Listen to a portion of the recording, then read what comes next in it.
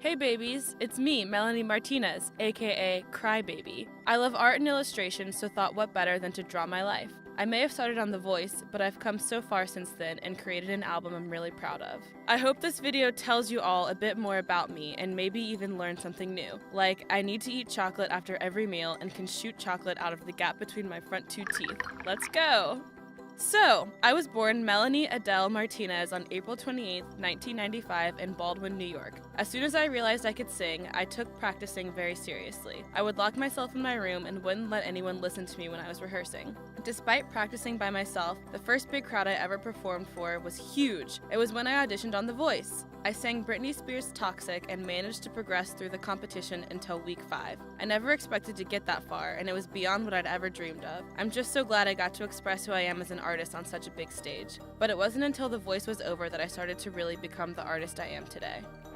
After the show, I started working independently on my own material. I released my debut single, Dollhouse, and signed to Atlantic Records. Shortly after, I got the best news ever. My favorite show, American Horror Story, wanted to use my song Carousel in their Freak Show series. I freaked out. Best news ever. So far, I've been on a few tours, and like all famous musicians, I bring my dad on the tours with me, or I used to. The first tour I did involved traveling around the States with my dad in a car, and now I have a tour bus and all of my best friends there too. My dad's always welcome to join though.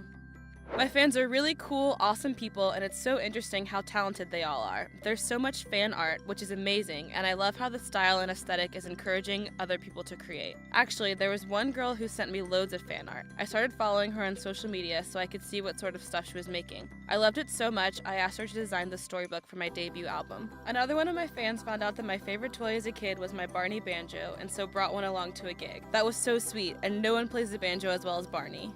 I love to play with clothes and makeup, and I don't actually own a pair of jeans. I think you should dress every day like you're going to be murdered in those clothes. I went through basically every different phase in high school, and I'm pretty sure I was the first girl to wear makeup. People always ask about my hair, and the truth is, my inspiration was the one and only Cruella de Vil. It's true. My mom totally didn't believe that I would do it, and she didn't talk to me for a week when I came home and had done it. I love being creative though, and I actually secretly wish I was a tattoo artist, but I'm the biggest klutz in the world, so not sure that's the best idea.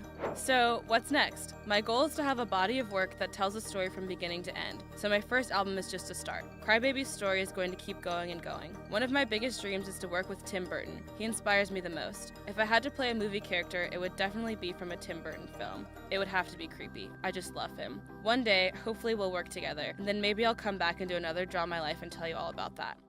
Thanks for watching, guys. Why not check out Demi Lovato draw hers? Demi here, ready to draw my life.